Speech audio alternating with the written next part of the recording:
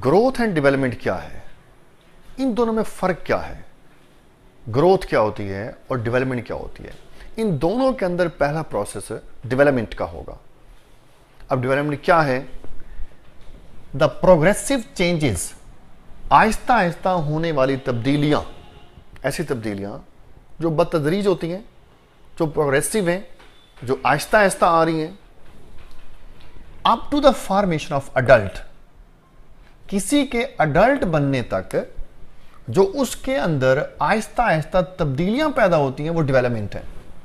यानी किसी के जवान होने तक, अडल्ट बनने तक, बालिग होने तक जो उसमें चेंजेस आ रही हैं वो डेवलपमेंट है।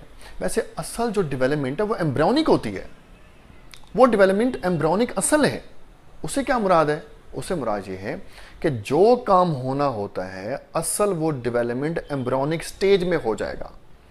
अब पहले आपको ये पता है एम्ब्रियो क्या होता है, पढ़ा है आपने पहले कि जो ही जाइगोट बनता है, जाइगोट आहिस्ता आहिस्ता डिवाइड होगा, उससे एम्ब्रियो बनता है।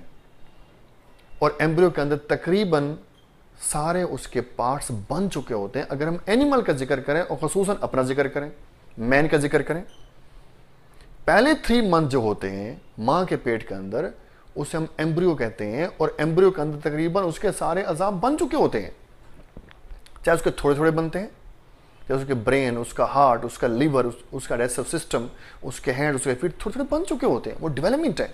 तो असल डेवलपमेंट वो एम्ब्रियोनिक है, जो एम्ब्रियोनिक स्टेज में आती है। लेकिन वो कहते हैं कि उसके अडल्ट बनने तक भी कुछ तब्दीलियां रोनमा होती हैं। वो ठीक कह रहा है आपसे। जैसे मैं आपसे कहता हूं, एक बच्ची पैदा हो गई, एक फीमेल पैदा हो गई है, ओवरी उसके अंदर मौजूद है, यूट्रस उसके अंदर मौजूद है, लेकिन उसको मेंसेस नहीं आएंगे। उसको मेंसेस कब जाकर आएंगे? जब जाकर वो बालिग होगी। यानी कि ये काम होने में तकरीबन उसको 11, 12, 13 साल का अरसा लग गया है। तो ये काम उसके बालिग होने पे सामने आ रहा है, ये उसकी डेवलपमेंट है। उसी तरह जैसे एक बच्चा पैदा हुआ, एक मेल पैदा हुआ, उसके अंदर टेस्टिस भी हैं, लेकिन उसके अंदर स्पर्म की, सीमन की प्रोडक्शन नहीं हो रही। वो कब जाकर होगी? जब जाकर वो बच्चा बालिग होगा। यानी कि वही उसको 11, 12, 13 साल की उम्र लग जानी है। उसको इतना अरसा उस काम को लग गया है। तो इसलिए उसने कहा था the progressive changes up to the formation of adult is called development. ये डेवलपमेंट है। चीज नई थी और बन गई है, डेवलपमेंट है। अब बनने के बाद जब उसके साइज में इजाफा होगा वो उसकी ग्रोथ है। अब ग्रोथ की तारीफ क्या है? द परमानेंट एंड इरिवर्सिबल, मुस्तकिल और वापस ना होने वाली जो तब्दीली होती है किसके अंदर? Increase in the size of an organism. कोई भी जानदार है, चाहे वो प्लांट है चाहे वो एनिमल है, उसमें मुस्तकिल और ना खत्म होने वाली जो तब्दीली पैदा होती है उसके साइज के अंदर, उसकी ग्रोथ है। जैसे मैं आपसे कहता हूं, एक बच्चा है, वो छोटा सा है, उसके हैंड और फीट छोटे हैं, उसका साइज भी छोटा है, उसकी हाइट भी छोटी है। आहिस्ता आहिस्ता उसके हैंड और फीट के साइज में इजाफा होता जा रहा है, उसी कद में इजाफा होता जा रहा है, उसकी ग्रोथ हो रही है, उसमें नए सेल बनते जा रहे हैं, उसके सेल की तादाद में इजाफा होता जा रहा है, ये ग्रोथ हो रही है। अब चीज नहीं थी और बनना शुरू हुई, ये डेवलपमेंट है। बनने के बाद जब उसके साइज में इजाफा होगा वो उसकी ग्रोथ कहलाता है। फिर आगे आपसे स्टार्ट करता है growth and development in the plants. अगर प्लांट्स को देखा जाए, प्लांट्स में ग्रोथ और डेवलपमेंट के कुछ स्टेजेस हैं। नंबर 1 स्टेज या फेज होता है फेज ऑफ सेल डिवीजन। पहले पहले सेल उसका नया बनता है, सेल डिवाइड होगा, ये स्टेज कहलाती है phase of cell division. Then phase of cell elongation. Cell बन गया है, नया बना है, अब उसकी इलांगेशन होगी, उसके साइज में इजाफा होगा, उसमें डिफरेंट जो ऑर्गेनेल्स हैं, सेल वॉल वगैरह है, वो मैच्योर हो जानी है। ये डिटेल में आगे चलकर आपने पढ़ना है। देन सेल जाकर मैच्योर होगा, उसके डिफरेंट पार्ट्स डेवलप हो जाने हैं, मैच्योर हो जाने हैं, और फिर जाकर सेल डिफरेंशिएट होगा, अब जाकर वो डिफरेंट टाइप्स के बनना शुरू हो जाने हैं। जब सेल नया नया बनता है, चाहे वो एनिमल हो चाहे प्लांट्स हो, वहाँ ये पता नहीं चलता ये सेल क्या हार्ट का है, लीवर का है, लंग्स का है, किसका है। बाद में चलकर डिफ्रेंशिएट होता है, वो डिफरेंट टाइप्स के बनना शुरू हो जाते हैं। उसका जो प्लांट होता है उसमें पहले सारे सेल एक ही तरह के बनते हैं, नहीं पता चलता कि सेल एपिडर्मस का, कॉर्टेक्स का, जाइलम का, फ्लोएम का कहाँ पर है। वो जाकर सेल ऑफ या फेज ऑफ डिफरेंशिएशन में आपको पता चलता है। इनकी डिटेल आगे जाकर आनी है, फिलहाल हम आगे चलते हैं कि प्लांट्स को अगर देखा जाए, प्लांट्स में जितनी ग्रोथ है ओपन ग्रोथ है। प्लांट्स की ग्रोथ ओपन है। ओपन से मुराद ये, उसमें जितने काम काज होने बिल्कुल वो अजा हैं, वाज हैं, साफ है, नजर आ रहे हैं आपको। ओपन ग्रोथ क्या हो सकती है? लीव्स, फ्लावर्स, शूट, रूट, ये सारी जो डेवलपमेंट हो रही है ये सारी की सारी बिल्कुल वाजे होती है। ये ओपन ग्रोथ कहलाती है, ओपन ग्रोथ है। और जो प्लांट्स की ग्रोथ है नॉट यूनिफॉर्म, उसके सारे हिस्सों में एक जैसी नहीं होती। कहीं ग्रोथ ज्यादा हो रही है, कहीं बच्चों कम हो रही है, तो उसके मखसूस ग्रोइंग पॉइंट्स होते हैं। प्लांट्स के अंदर उसके मखसूस ग्रोइंग पॉइंट्स हैं, और जहां जाकर उसकी ग्रोथ होती है उन ग्रोइंग पॉइंट्स में क्या होते हैं, कौन से सेल होते हैं? मेरिस्टम होता है। मेरिस्टम के सेल लगे होते हैं या मेरिस्टेमेटिक टिश्यूज होते हैं। मेरिस्टम क्या होता है? The cells which have the ability to divide and the redivide. वो सेल जो बार बार तकसीम हो रहे हो, तकसीम दर तकसीम होते जा रहे हो, उसे हम कहते हैं कि वो मेरिस्टम है। फिर आगे आपसे कहते हैं जो मेरिस्टम है वो 3 डिफरेंट टाइप्स का है। एपिकल मेरिस्टम, इंटरक्लैरी मेरिस्टम और लेटरल मेरिस्टम। फर्स्ट है एपिकल मेरिस्टम। ये कहां पर होगा? Present at the shoot and the root tips और एपिसेस या एपिक्स।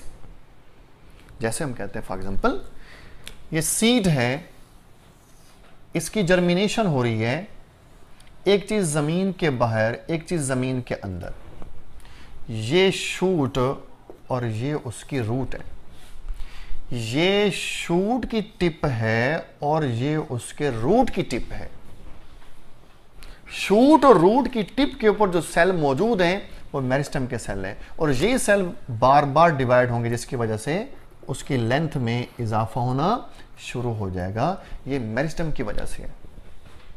तो मेरिस्टम जो एपिक्स के ऊपर मौजूद होगा, शूट और रूट की एपिक्स या टिप्स के ऊपर मौजूद होगा, वो एपिकल मेरिस्टम में, उसकी वजह से शूट और रूट की लेंथ या उसके साइज में इजाफा होगा। देन नंबर 2 है इंटरक्लैरी मेरिस्टम। इंटरक्लैरी ये कहां पर होगा? जैसे अगर आप देखें फॉर एग्जांपल ये आपके पास है एक प्लांट की शूट है। जैसे फॉर एग्जांपल वो शुगर केन हो सकते हैं, वो गन्ना हो सकता है, ज्वार है, बाजरा है, चावल है। जितने आपके ग्रासेस हैं उनके स्टेम में जोड़ लगता है, जॉइंट होता है। जहां जोड़ लगता है उसे कहते हैं नोड, उसका नोड है। और नोड की जो दरमियानी जगह है इसे हम कहते हैं इंटरनोड। ये इंटरनोड है। अब जो इंटरक्लैरी मेरिस्टम है वो कहां पर होगा? At the base of the internode. जहां से इंटरनोड स्टार्ट हो रहे हैं ये सारा इंटरनोड है। इंटरनोड की बेस के ऊपर ये इंटरक्लैरी मेरिस्टम आपको नजर आ सकता है, और वहीं से उसके फ्लावर और उसके लीव्स निकलने हैं। ये इंटरक्लैरी मेरिस्टम की वजह से है। और कहता है जो इंटरक्लैरी मेरिस्टम होगा खुद टेम्परेरी इन नेचर है। टेम्परेरी है। टेम्परेरी इसलिए है क्योंकि जल्द ही इसने आगे चेंज हो जाना है। किस में चेंज होगा? या तो वो फ्लावर में चेंज हो जाएगा या फिर वो लीव्स में चेंज हो जाएगा। कि टेम्परेरी नेचर है और have been separated from the apical meristem on the permanent basis. एक और बात है कि एपिकल मेरिस्टम से ये परमानेंटली अलहदा हो गया। पहले ये एपिकल मेरिस्टम का हिस्सा था। कैसे? इधर आओ, ये उसकी एपेक्स है, चोटी है। इसने आगे ग्रो करना है। अभी आपको ये पता नहीं है यहां पर कि नोड कहां पर है और इंटरनोड कहां पर है। जो जो ये आगे ग्रो करेगा आहिस्ता आहिस्ता उसके पीछे नोड और इंटरनोड बनते जाएंगे, और फिर जाकर इंटरक्लैरी मेरिस्टम भी उसके साथ डेवलप होगा। ऐसे बनना शुरू हो गया। तो इसका मतलब है कि ये दरअसल उस एपिकल मेरिस्टम से अलहदा हुआ है और परमानेंटली अलहदा हुआ है। ये पहले उसी का हिस्सा था। उससे परमानेंटली अलग हुआ, लेकिन खुद टेम्परेरी नेचर है। टेम्परेरी इसलिए हाथ से है क्योंकि आगे चलकर इसने चेंज हो जाना है फ्लावर के अंदर या उसके लीव्स के अंदर। नंबर थर्ड मेरिस्टेम है लेटरल मेरिस्टेम। लेटरल ये कहां पर होगा? Present between the car cambium and the vascular cambium. Car cambium और वस्कुलर कैम्बियम के दरमियान में होता है। जैसे अगर आपके पास एक स्टेम है, स्टेम खड़ा हुआ है एक डाइकॉट का, एक ट्री का हो सकता है, यहां से लेकर यहां तक ये जो एरिया है इसका जिक्र कर रहा है ये, जिसको रेड पे शो कराया हुआ ये है वस्कुलर कैम्बियम। ये क्या चीज है? वस्कुलर कैम्बियम है। एक होता है कार कैम्बियम, जैसे शीशम है, टाली है, उसका स्टेम बड़ा क्रैकी होता है, वो जो क्रैकी साइड है उसे कहते हैं कॉर्क। अगर उसकी छाल, जिसे हम कहते हैं सराइकी में छोड़ा, अगर उसकी छाल हम उतारते हैं तो जो अंदरूनी साइड बड़ी मुलायम होती है, उसे कहते हैं कार कैम्बियम। वो कार कैम्बियम है, क्रैकी साइड कॉर्क और उसकी अंदरूनी साइड कार कैम्बियम। तो कार कैम्बियम से लेकर वस्को कैम्बियम तक ये लेटरल मेरिस्टेम है। और यही वस्कुलर कैम्बियम और कार कैम्बियम डिवाइड होगा तो स्टेम की मोटाई में इजाफा होना शुरू हो जाएगा। ये बढ़ता जाएगा, ये बढ़ता जाएगा। चैप्टर 16 में सेकेंडरी ग्रोथ पढ़ी आपने। वो सेकेंडरी ग्रोथ इस लेटरल मेरिस्टेम की वजह से होती है, जिसमें प्लांट की स्टेम की मोटाई में इजाफा होता है। जो जो प्लांट बड़ा होता जाएगा उसका स्टेम मोटा होता जाएगा। ये ग्रोथ लेटरल मेरिस्टेम की वजह से हो रही है। फिर कहते हैं जो लेटरल मेरिस्टेम है उसकी ग्रोथ दो तरह की है, डिटर्मिनेट और इनडिटर्मिनेट ग्रोथ। जो डिटर्मिनेट ग्रोथ होगी वो अप टू सम एक्सटेंट होगी, एक हद तक होगी, उसके बाद वो ग्रोथ स्टॉप हो जानी है। जैसे हम कहते हैं हर प्लांट के अपने लीव्स और फ्रूट और सीड का साइज है, उसी ग्रोथ एक हद तक होगी, उसके बाद ग्रोथ स्टॉप हो जानी है। ये नहीं हो सकता कि जो लेमन है वो कुछ दिनों के बाद जो है वो एप्पल बन जाए, उसका साइज बड़ा हो जाए, या एप्पल तरबूज बन जाए, ऐसा कभी नहीं हो सकता। वो प्लांट के हर फ्रूट या सीड की अपनी एक हद तक ग्रोथ होती है, उसे कहते हैं डिटर्मिनेट ग्रोथ। डिटर्मन है, वो तयशुदा है, वो पहले से तयशुदा है। और इनडिटर्मिनेट जो तयशुदा ना हो, जो बढ़ती जाए। ऐसी ग्रोथ जो लिमिटेड ना हो, जो अनलिमिटेड हो जाए, जो बढ़ती जाए। ये कौन सी ग्रोथ है? कहां पे होगी? प्लांट के अंदर जो उसकी शाखें हैं वो इनडिटर्मिनेट ग्रोथ को शो करती हैं। जितना प्लांट पुराना होगा, बूढ़ा होगा, उसकी ब्रांचें उतनी फैली होती हैं, तो फैलाव उसका ज्यादा हो जाएगा। तो जो ब्रांचेस की ग्रोथ है, शूट की ग्रोथ है, वो क्या होगी? वो इनडिटर्मिनेट ग्रोथ वो कहलाती है। फिर हम कहते हैं जो ग्रोथ है वैसे दो तरह की है। ये ग्रोथ है लेटरल मेरिस्टेम की वजह से। एक वैसे ग्रोथ है वो दो तरह की है, एक होते प्राइमरी ग्रोथ, एक होते सेकेंडरी ग्रोथ। प्राइमरी ग्रोथ क्या है? जैसे आपने सीड को सॉइल के अंदर डाला, उसकी जर्मिनेशन हो रही है, उसमें शूट और रूट आहिस्ता आहिस्ता बनती जा रही हैं। अब क्या सीड में पहले शूट और रूट आपको नजर आ रही थी? वो तो थी नहीं। ये जो पहले पहले ग्रोथ हुई है जिससे शूट और रूट बनी है, प्राइमरी ग्रोथ है। अब शूट के बनने के बाद जब उसके स्टेम की मोटाई में इजाफा होगा वो होगी सेकेंडरी ग्रोथ। एक प्राइमरी है, इब्तदाई है, एक सेकेंडरी है जो बाद में हो रही है। सेकेंडरी होती बाद में है, प्राइमरी होती शुरू में है। तो वैसे जो ग्रोथ है वो दो तरह की हो गई। प्राइमरी जो इब्तदाई होती है जिससे शूट और रूट निकलती हैं, सेकेंडरी वो ग्रोथ जो बाद में होगी, इसके रिजल्ट के तौर पर उस स्टेम की मोटाई में इजाफा होगा।